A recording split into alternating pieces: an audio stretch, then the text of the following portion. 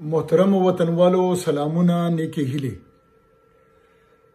ریاست جبر په پښتنو هماغه شان روان دی. پی ټی ایم کریک ډاون کمیږي نه. عبدالرحمن وزیر، زکیم وزیر، ګیلامن وزیر د مودو نه فوجانو لاپته کړي وو، بیا د بنو عدالت ته پیش کړل، بیا کله یو مقدمه کله بله مقدمه. نورالله ترین په کراچۍ کې قید دی، د هغه سره هم دغه سلوک کېږي. محترم منظور پښتین په یو مقدمه کې راخلاص شي نو بله کې راخلاص شي نو بله. نو اوس د جیلم کې دی، د جیلم د چاونې په حکم په داسې مقدمه کې قید کړی دی چې هغه د سره نه وجود نه لري.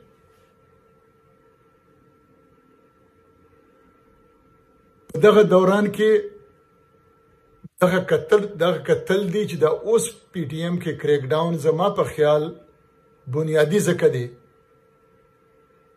چې وفاق پاکستان په نوم باندې شهباز شریف او جنرال عاصم منیر په جی ایچ کیو کې د بیرونی سرمایه‌کارۍ د سهولت یو مرکز جوړ کو چې د هغوی مطلب زموږ معدنیات لوټل دي.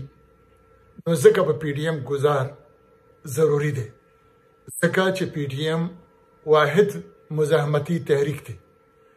د پی ټی ایم زورول، دردول، چکول، گرفتارول، تنګول د دې مطلب دا دی چې دغه یو اوازم غلی کړی شي، خو داسې به انشاءالله کېږي نه.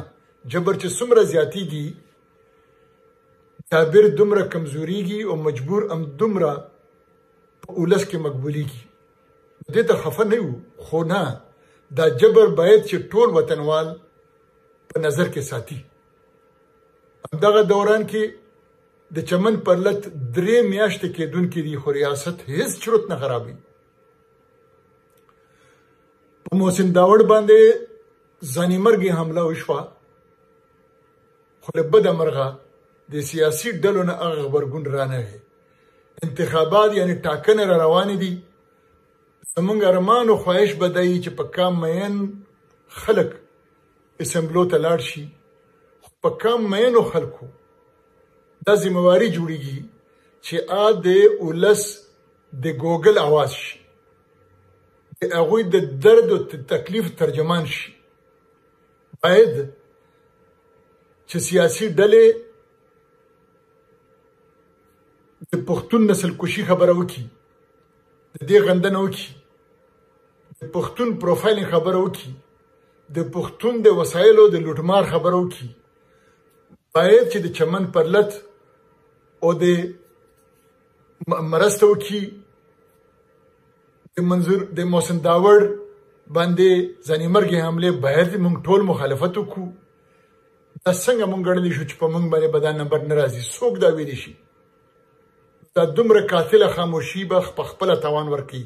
نو دغه سیاسي ډلې چې کم ټاکنو ته مخ دي، باید چې دوی د پی ټی ایم باندې چې کم ریاستي کریک ډاون دی د هغې مخالفت وکړي. دوی د نوي جنګ مخالف بیانیه هم ولس ته بیا په زور سره وړاندې کړي. دوی په خپلو وسایلو حق ملکیت، حق حاکمیت د ګټلو منشور غوښتنې ولس ته وړاندې کړي. دوی د جی ایچ کیو کې جوړ شوی غیر آئیني د سرمایه‌کارۍ مرکز چې مقصد یې زموږ معدنیات لوټل دي، د هغې مخالفت وکړي. که چېرته سیاسي ډلې داسې د پښتون د ځپلی شوي پښتون د زړونو اواز شي، نو یقینا دوی به منتخب کېږي، دوی به په ټاکنو کې الیکشن ګټي او موږ به پرې خوشحالېږو. او خدای دې وکړي چې موږ ټول د دغه ستونزو نه د وطن خلاص کړی شو په شریکه. په آخره کې یو خواست کومه چې موږ د په خپل دردونو کې د بلوچ یکجهتي کمیټي په اسلام آباد کې پرلت هیر نه کو.